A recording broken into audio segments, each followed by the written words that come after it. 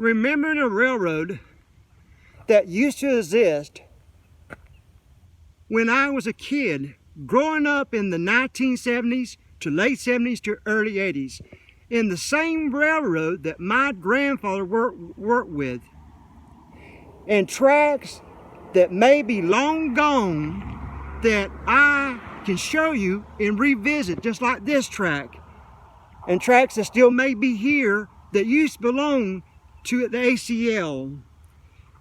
And showing you my track plan where I'm going to model in a Seaboard Coastline freelance layout in a utility building, or if it's doing videos at my train club in Kingsland, Georgia, where I run mostly in Seaboard Coastline. Sometimes I may just run trains, and sometimes I may just doing switching. And also wanting to share my memories about Rice Yard during the days of Seaboard Coastline with my grandfather.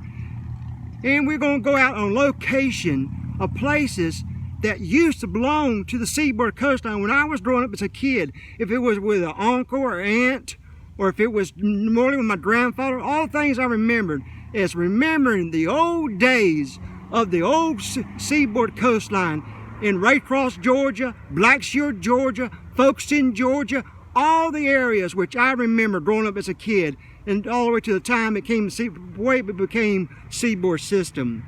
So if you're a fan of Seaboard Coastline, if you modeled in Seaboard Coastline, if you worked in Seaboard Coastline, go ahead and subscribe to my YouTube channel.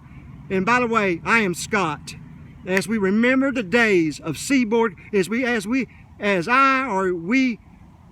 remember the old days of Seaboard Coastline if it's your time period, from the time it merged from 1967 to the time of the 1970s up to the time of the 80s. Remembering the old days of Seaboard Coastline. Go ahead and subscribe to my YouTube channel where you can keep up with all the updates, from if I'm doing model railroad updates, to run trains at my club, or go on site to see what used to be the old Seaboard Coastline history. Subscribe to my YouTube channel. Thanks.